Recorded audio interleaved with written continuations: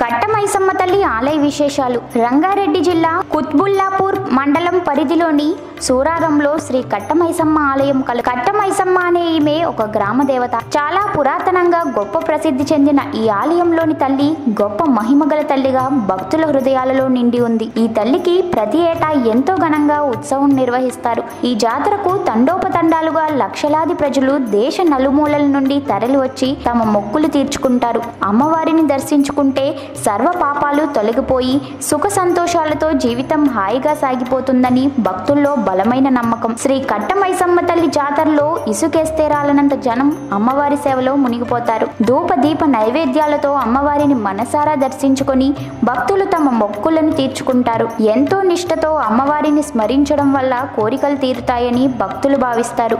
జిల్లాల నుండే కాకుండా వివిధ రాష్ట్రాల నుండి భక్తులు లక్షలాదిగా అమ్మవారిని దర్శించుకోవడం విశేషం. ఉత్సవాలలో పోతురాజుల నృత్యాలు, మహిళల దీపారాధనలు, పొంగలి నైవేద్యాలతో ఈ కట్టమైసమ్మ తల్లిని భక్తితో పూజిస్తారు. మీకు ఈ వీడియో నచ్చితే లైక్ చేయండి, షేర్ చేయండి.